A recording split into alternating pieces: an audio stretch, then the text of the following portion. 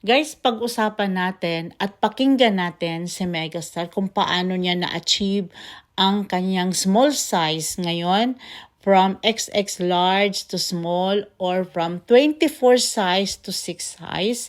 At talaga namang ginulat ni Megastar ang publiko sa kanyang transformation.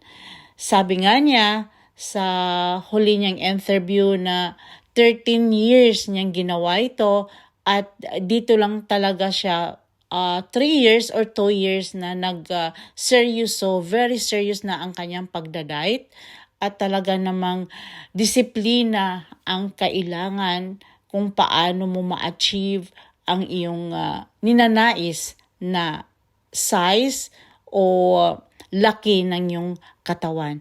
Guys, panoorin natin at pakinggan natin kung ano ba talaga ang sikreto ni Megastar Sharon Cuneta kung bakit siya pumayat ng ganyan kapayat na she look younger at her age at grabe talaga. Talagang she look prettier than mga previous years at talaga naman ang ganda ng mukha niya. She looked very pretty. Talaga namang humangang-humanga ako lalo kay Megastar. At siguro dahil nga hindi na siya stress, dahil bati na sila ng kanyang panganay na anak na si Casey Concepcion. Nagregalo nga si Casey Concepcion ng isang necklace at hikaw sa kanyang mother na si Megastar. Kaya guys, panoorin natin at pakinggan natin ang sinabi mo, paano ka tumaba? So, yung paano ka tumaba, di baliktarin mo, tumaba ka kasi umu-overeat ka. So, natutuwa ko na magbawas. So, dinahandahan ko. Sabi ko, nagawa ko na to ilang beses, kaya lang ang puro crash dieting. So, ang nangyari sa metabolism ko, nasira. Pag nag-crash diet ka, ang rebound weight, napakabilis bumalik, tapos doble nung nawala mo.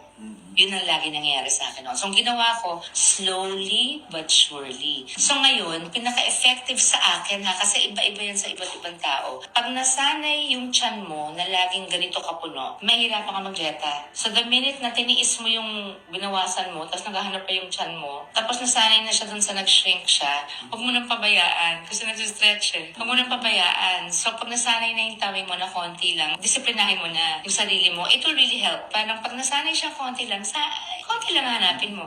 Kaya ni Ibon, isipin mo, paano ka tumaba? So, yung paano ka tumaba, di baliktarin mo, tumaba ka kasi umu-overeat ka. So, ayan guys, nakakuha na tayo ng tips para galing kay Mega kung paano pumayat.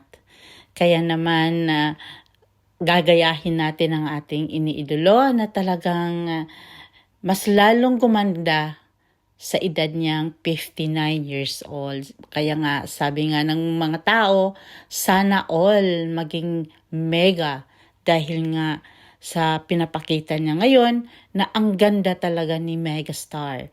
At talaga naman ang katawan niya ay ang ganda. Hindi katulad ng parang nagkakasakit ka na pumayat ka dahil nagkakasakit ka. Hindi. She looks so pretty. Blooming na blooming talaga si Mega.